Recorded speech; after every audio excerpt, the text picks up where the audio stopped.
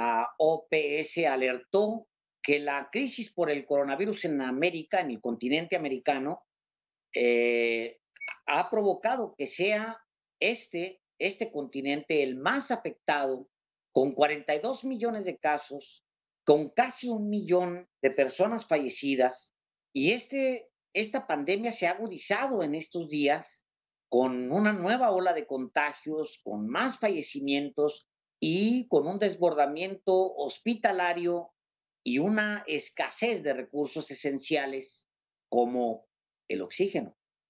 Sí, hoy justamente la directora de la OEPS, Clarissa Etienne, advirtió, en toda nuestra región, especialmente en América del Norte y el sur, muchos hospitales están funcionando al límite de su capacidad o muy cerca de este. La advertencia tiene lugar en un momento en el que el continente atraviesa una nueva ola de la pandemia con una tendencia ascendente de casos diarios frente a una baja ligera en Europa y una estabilización en el sur de Asia. Sí, en cuanto a la vacunación, la OPS aseguró que trabaja con los países en la preparación para vacunar a sus poblaciones, además de apoyar el mecanismo COVAX para que las dosis estén disponibles en todos los países del continente. Y tenemos el día de hoy, hemos invitado aquí a los periodistas a Jean-Marc Gabastó, asesor regional de la Organización Panamericana de la Salud. Él ha estado, hemos hablado con él anteriormente, él ha estado muy pegado con el equipo mexicano a cargo de la estrategia para la pandemia. Y bueno, pues nos da gusto tenerlo aquí en un día tan complicado como hoy, que se dé el tiempo para conversar con nuestro auditorio. Gracias por estar aquí, doctor. Muchísimas gracias. Buenas tardes. Muy buenas tardes, estimados Álvaro y Alejandro. Un gusto estar con ustedes este año nuevo. Gracias. Pues la primera pregunta obligada, Jean-Marc Gabastó, es qué ha pasado en el continente, qué ha pasado en México y qué ha pasado en el continente, porque sí estamos en un verdadero aprieto.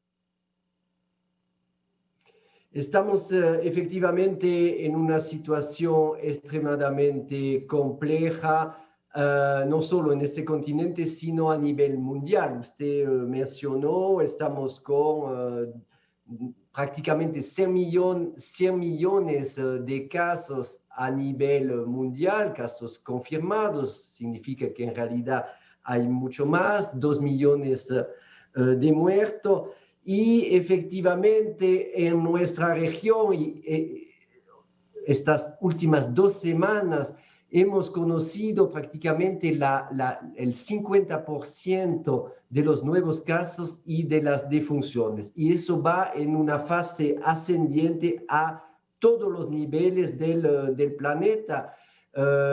Tuvimos una reemergencia muy fuerte en Japón, por ejemplo, un país que había básicamente controlado la enfermedad. En China se han reactivado las medidas de contención extremadamente drásticas. Y en Europa, esencialmente en Europa del Oeste, estamos hablando de una tercera fase de contención. Nuestra región también sufre de un aumento vertiginoso de casos, entre otros asociados con el periodo invernal, y el mismo coincide con los festivos de fin de año, con las reuniones familiares, sociales, las vacaciones, las reuniones entre amigos, etcétera, y se esperaba un aumento fuerte al final de año, y observamos, entre otros, en Estados Unidos, Canadá, México, y vamos a entrar en más detalles en México, Argentina, Colombia, Perú, prácticamente todos los países de Latinoamérica y de las Américas están en una fase ascendiente preocupante. De ahí dos intervenciones, dos alertas. La primera vino del doctor Tedros Ghebreyesus, el director general de la OMS, quien alertó a los países sobre el riesgo ocasionado por el prácticamente monopolio de las compras de vacunas a través de los mecanismos bilaterales. Estaba hablando de la Unión Europea, entre otros, pero también de Norteamérica, de los Estados Unidos de América, y que eso podría perjudicar a los países de bajo ingresos, los países pobres, y acentuar una brecha entre países del norte y países del sur, con consecuencias muy importantes desde el punto de vista equitativo, primero, solidario, y segundo, sanitario, al crear un reservorio enorme en el planeta donde la población no está vacunada y por lo tanto que podría ser un reservorio del virus y entre otros fomentar las mutaciones del mismo. Nuestra directora, la doctora Clarissa Etienne, hace 2 días alertó sobre este incremento de casos que sin medidas inmediatas, sin la reactivación de las medidas definidas y las que conocemos funcionan, entre otros, el distanciamiento físico, todas las medidas de precaución y prevención en salud pública, si no se reactivaran, si bajáramos la guardia y aflojemos las medidas ante mencionado, había un riesgo de la pérdida del control de la enfermedad. Por lo tanto, estaba instando a los países, a los gobiernos, también autocuestionando las intervenciones de nuestra organización. Todos teníamos que reactivar, reaccionar y tomar las medidas inmediatas que permitan el control de la pandemia. Ahora, doctor, estaba previsto este ascenso precisamente por los 2 elementos que usted menciona.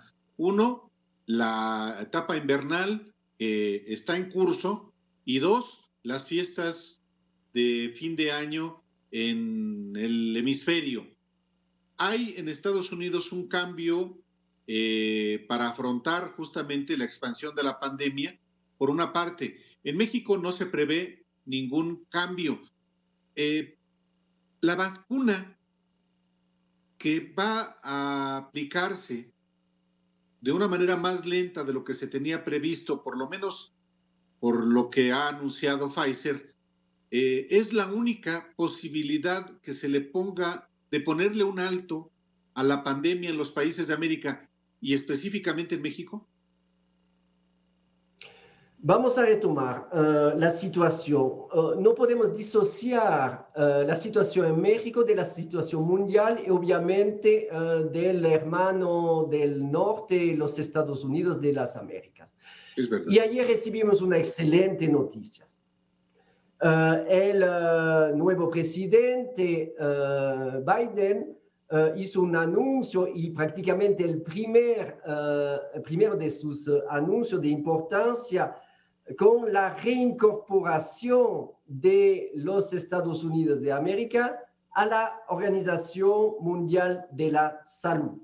Y al mismo tiempo confirmó la adhesión de los Estados Unidos al mecanismo acelerado de vacunas, el mecanismo multilateral COVAX. Es el único mecanismo multilateral que garantice la equidad y la solidaridad entre los países. Es enorme como decisión y como reincorporación. Y a su vez eso significa un reconocimiento explícito de la necesidad de instaurar mecanismos sostenibles, multilaterales, de solidaridad y equidad de un lado, y a su vez reconoce el liderazgo de la Organización Mundial de la Salud en la gestión de la pandemia, dentro del marco del mandato que la misma dispone para llevar a cabo los lineamientos del Reglamento Sanitario Internacional. Y ahí es un cambio de política importante ante la situación que está prácticamente fuera de control, una reacción muy fuerte para priorizar las acciones, y eso significa a nivel nacional que se vayan a tomar medidas fuertes. En nuestra región tomamos esta información como una excelente noticia, porque además permite, y eso fue mencionado por el doctor Fauci, una preparación y un alistamiento para nuevos desafíos, nuevas amenazas que se pueden relacionar con la misma COVID, con mutaciones, nuevas variantes o futuras pandemias por venir. O sea que no solo afecta a Estados Unidos, sino a los países de la región, obviamente por el peso de ese país en la región, Claro. y obviamente tiene repercusiones en el país. En este país, como ustedes saben, la Organización Panamericana de la Salud trabaja de manera muy cercana con el gobierno y con la Secretaría de Salud dentro de su misión en el país y nuevamente en marco del Reglamento Sanitario Internacional. Hemos definido, en línea con las indicaciones de la doctora Carissa Etienne, dos pilares prioritarios para apoyar a las autoridades nacionales. El primero es la estrategia comunitaria de prevención, promoción, atención y mitigación de la COVID con un enfoque de atención primaria de la salud. Y eso engloba prácticamente todas las líneas que salvan vidas. Uno, la atención clínica, la atención de las personas, el control de infecciones para mitigar la circulación del virus en las instalaciones, establecimientos de salud, la reactivación y el fortalecimiento de los mecanismos de expansión y de reconversión hospitalaria, que fue un éxito durante el primer año de la pandemia, y los mecanismos que permitan activar los traslados horizontales de pacientes y todos los intercambios a través de las redes integrales de servicios de salud. Todo eso es el paquete que asocia y acompaña la estrategia de atención primaria de la salud asociada con los mecanismos, y ahí también estamos fomentando y promoviendo los mecanismos multilaterales de adquisición de medicamentos, insumos esenciales, equipamientos, y eso de la mano con el fortalecimiento, que es el segundo pilar, del Plan Nacional de Vacunación, que va acompañado mismo con una intensa comunicación sobre las vacunas, o sea, informativo, pero también sobre la percepción de los riesgos en todas las capas del país, en todos los niveles de atención del mismo. Y a eso se asocian dos líneas transversales integradores, que son el fortalecimiento y la diversificación del arsenal de diagnóstico de laboratorio, entre otros con la introducción de las pruebas antigénicas de detección rápida, y dos, todos los instrumentos de vigilancia, entre otros, dando más peso al instrumento de medición del exceso de mortalidad por todas las causas durante la epidemia por COVID en el país, un instrumento que orienta en la toma de decisiones y en la acción. Y el segundo eje integrador, que es justamente la comunicación permanente, continua, que permita informar en tiempo real a la población para que la misma se empodere de los datos, de los riesgos, y se tomen las decisiones adecuadas. Entonces, sí, se está desde el inicio del año reactivando todos los mecanismos y, entre otros, un acercamiento entre el nivel federal y los niveles, las entidades federativas, para armonizar la respuesta y trabajar de concierto. Doctor, si nos lo permite, vamos a ir a un breve corte y me gustaría dejarle a usted una pregunta. Sí hay una diferencia. Básicamente, Biden está invocando a una ley de guerra de 1950 para aplicar algo más agresivo en Estados Unidos a lo que tenía Trump, por un lado. Y es como un enfoque distinto, mucho más agresivo de enfatizar en las mascarillas, en fin, todo lo que usted ya conoce. El enfoque de Trump se parecía mucho al enfoque de AMLO, de Andrés Manuel López Obrador en México. Eran muy parecidos. Un enfoque pues, que no tenía mucha urgencia, digamos, por controlar, por aplicar controles. Ahora Biden está cambiando. Quisiera preguntarle a usted cómo ve un enfoque y cómo ve el otro. En el caso de Estados Unidos, ¿cómo lo ve usted? Si me lo permite, vamos a ir a un corte muy rápido y regresamos con su respuesta. Va, vamos a un corte, volvemos.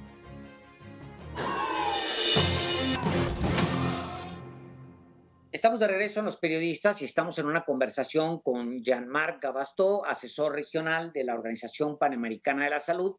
Antes de irnos, le preguntaba yo sobre los dos enfoques que hay en Estados Unidos, digamos, el de Trump, que era más laxo, este nuevo, que lo que está tratando con más rigidez, pues la emergencia, la pandemia. Y le preguntaba cuál es la consideración que tiene el doctor Gabastó sobre las nuevas medidas que está tomando Biden. Hemos saludado la iniciativa del presidente Biden que va en línea con el concepto y la política que desarrolla nuestra organización, incluyendo, y vale la redundancia, la reactivación de los mecanismos multilaterales.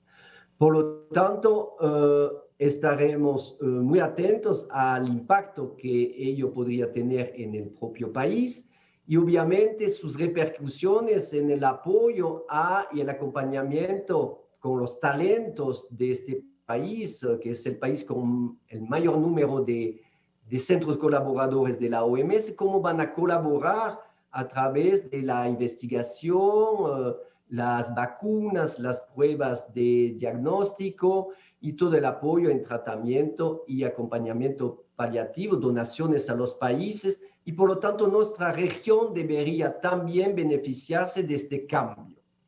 Dos, volviendo ahora sí a México.